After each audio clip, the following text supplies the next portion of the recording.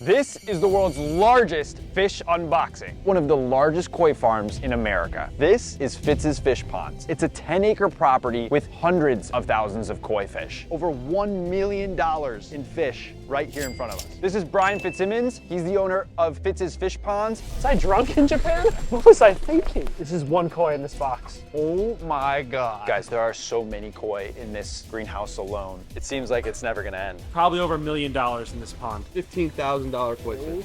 My These are the big ones. Wait, in the pond? What's wrong? Oh boy. Oh, Let's start the unboxing. What are we looking at, Brian? here's 250 boxes. Just went from Japan all the way to New Jersey. And we got a lot of work. Kosuke's from Shintaro Koi Farm. And Kosuke actually got on the plane with the koi, came here, now unboxing. He's been up 48 hours. He's tired. Yes. Last time I saw you were driving the little truck back from the mud ponds. There's almost 20,000 individual koi fish in all these boxes. This is so many boxes of koi. Brian, who's gonna help us unbox all these? These guys. I was coming here, I texted Brian, I said, how close do you live to the farm? He goes, I live on the farm. Do you love koi that much, or what's the deal? Gotta watch the fish, man. Gotta take care of them. It's like a little house on a prairie vibe. This is just so cool. Who lives around here? We're only an hour from New York, an hour from Philadelphia, so it's pretty centrally located. So this is like a massive barn. This is our barn and like our headquarters. That's crazy. Did you just buy it as like a massive piece of land? Yeah, just an old farm. And we also have pond building divisions where we go out and actually build ponds and do landscaping projects, patios, outdoor kitchens, fire pits, create water features, people's backyards. All right, guys, van number 1. That is insane. 1 out of 4 vans full of boxes of fish. So how do you know when you have 30 boxes here, which one to even... Chart. That's Oh. where everything goes. The box number and the location. Oh, I thought it was like Christmas. You just kind of pick which ones look good. Dude, check out this one. This is one koi in this box. Yeah. Oh my God. That is enormous. Brian, you are actually insane. You're a crazy man. Is that like a compliment? Yes, I think it is. Literally carrying pallets of koi fish. Guys, I've done some fish unboxings on my channel. 1 box of coral. This is insane. 250 boxes. They actually need to separate them, sort the fish, make sure that they all came in healthy. So what are you marking on the boxes? Greenhouse and what tank they're going to. This is the very first box, right? Yeah. Okay, for people out there who never even realized you can ship live fish in the mail, break it down for us. There's a fish in here? There's a fish in this box? There's 50 fish in here. So these koi, 2 days ago, started in Japan, up in the mountains. They get packed up, oxygen, cold water. They're not fed for a few days. Put in a box on the truck down to the airport, flown from one side of the world to the other. Now they're here on our farm in New Jersey. They go on the, what, the cargo under the plane? Cargo haul on the plane, yeah. So while people are sitting in their passenger seats going to and from Japan, koi fish are under the plane traveling with them. Yeah. It's the whole system here. These are the Shiro Utsuris, 50. Oh my God. That is beautiful fish. All right, so now we're in the greenhouse and we're gonna be taking a look at some of the fish coming out of the boxes. Hey George, I got you a tancho. He's too small, but I appreciate it. I brought the wrong shoes for today. Hey, Fish Mike. Hey. Where did everyone get the boots from? I missed the memo. You need some boots? Dude, look at this. I got you boots. Oh my God, you're the man. Hey man, you even got my size right. What I'm doing is I'm just getting them into this little bin over here, and then we have holes drilled in the bin, which allows the water to drain because there's so much ammonia and poop and stuff in this water that we don't want this going into our tank. Oh, that's so smart. So the water So drains. the water drains, and then it all leaks out, and now none of that water that was with them during transport is going into the tank. I just put them in here? Yeah, just dump it right in.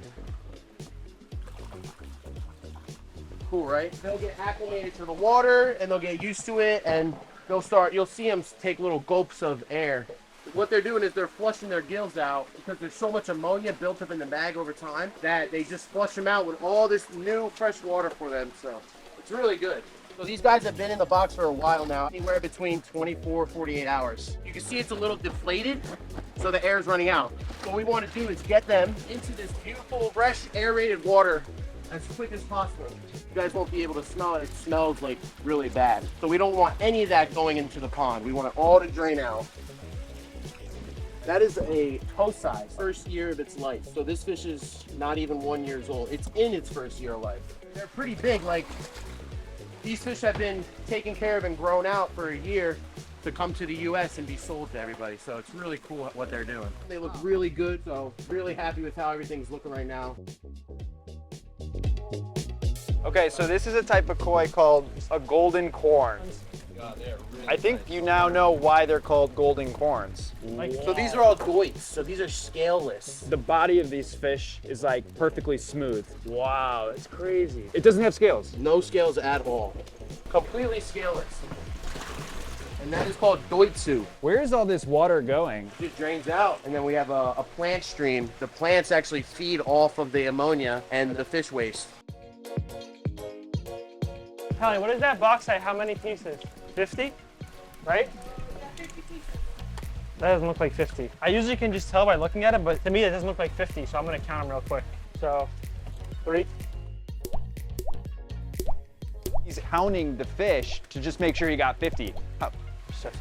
For 50? 50 exactly. Yeah. Does the breeder sit there and count 50 or do they just eyeball They it? count every time, because it's their money, right? I'm paying for 50, they wanna ship 50. All the boxes, they're specially labeled to make sure that the people who are handling them in the airport are at least aware of what's inside. Live carp, please handle with care, keep cool. There's fragile stickers on the box, there's live animal stickers, and I don't know what that means, something in Japanese. I don't know either.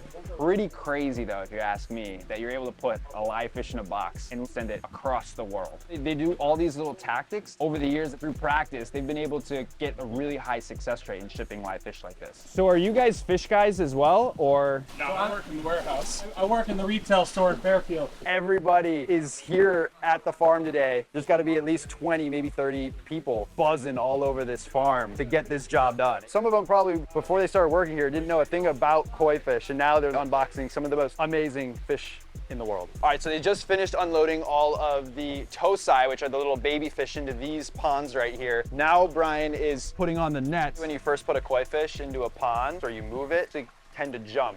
That's usually why, because they're like exploring. Yeah, they're stressed. They like poke out of the water a little. Yeah, I'm just gonna put the net on so that we don't risk, no one's paying attention. There's like a fish on the ground. Oh my God. George, you want a koi? Oh my God. Are you kidding me? Bro, are they okay? Dude, what on earth? How many koi are in here? 5,000. 5,000 koi? Yeah. These are so small. These are babies. Yeah, these are a few months old, and we get them shipped in 100 in a box. We grow them and then we sell them to stores all over America. How can you put 5,000 fish in here? So with this pond is filtered for like a 30,000 gallon pond. Got it. Extra filtration. Yeah, and we're testing water every day, changing the water. Look at the water, it's perfectly clear. Yep, that's clear. That's perfectly clear. And the fish are all healthy. And it's heated, this is 70 degrees right now, the water, so it helps the tosai. Oh, it is. It's super warm. It's like bath water in there. It helps them why? Because when they're smaller, they're weaker. So they need that warmer water to stay strong. They know you're gonna I think feed they them. know we're gonna feed them. Yeah.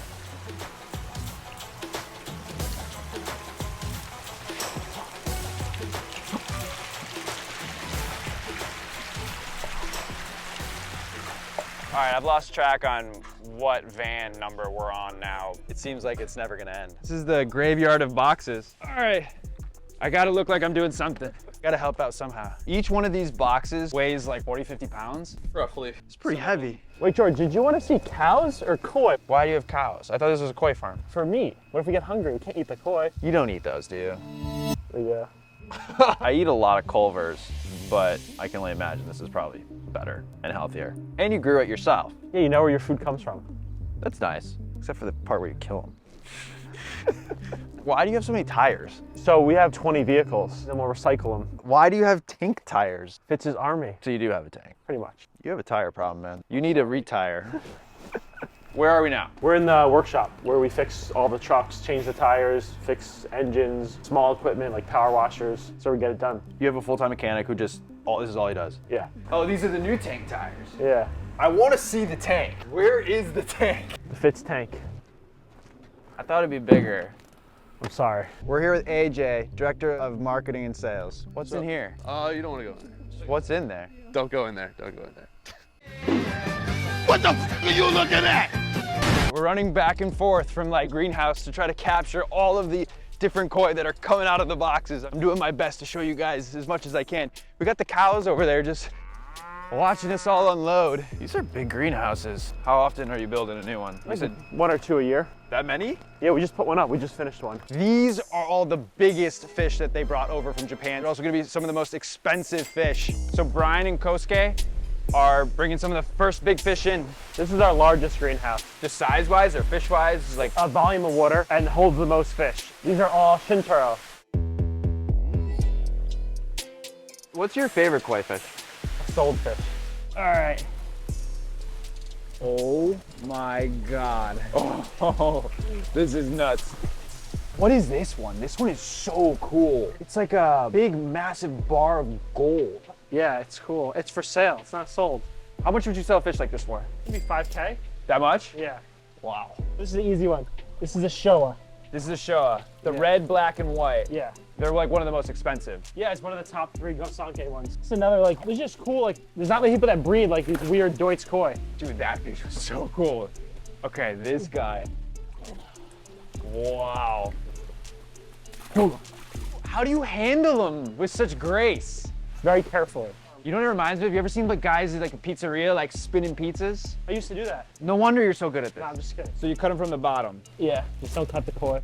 I'll try. You cut it, you buy it, George. It's crazy. I don't think I trust myself to put one of these in. Maybe the little one. So just put your forearm under it like that. You're like this. You just get your forearm under it and then right in. All right. I don't know. Should I, maybe I just go for this guy? Cause All right, right in the pond. oh God. The smaller one. Come on, buddy. There you go. Like this one, right? Under the fish. And then, so whatever way it moves, you can move with the fish. You keep on your forearm. All right, I gotta get some practice in. How much do you think that guy was worth? Like 3 grand, 4 grand, yeah. So if one fish takes up each box, like how much does it cost just to ship one big fish Over here? $500, it's $800 some of these to get them here. This is for like a high-end customer and we just can't show this koi, unfortunately. He doesn't want it seen on camera. People know he buys from me, so they want to just keep it like secret. Who was paying like $5,000, $10,000 for these fish? Who were the clientele for these massive Japanese koi fish? You'd be surprised, random people, like they save up for it, they want that one special fish for their pond. We won't show it on film, but can I see it? Interesting. Not what I thought it would have been. Is this the biggest koi fish that we're gonna see today? Yeah, it's the biggest one on the shipment. Oh my God.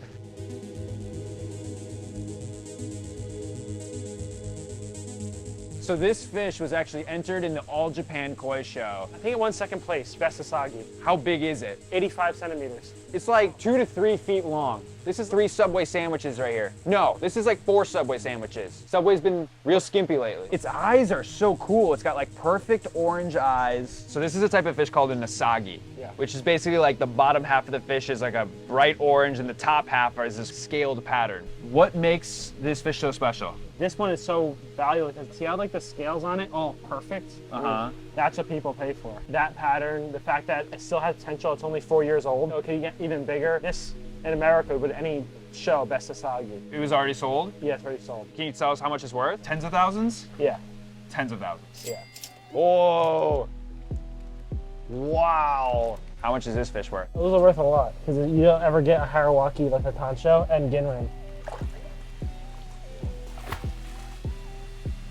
Bye-bye. Oh my God. This is a Deutz Aragoki. Yeah. This is a $15,000 koi fish. No one really breeds them, so they're hard to find. And the size. So basically this pattern right here that goes down its spine, it's perfectly symmetrical. That's the last big fish. They're done.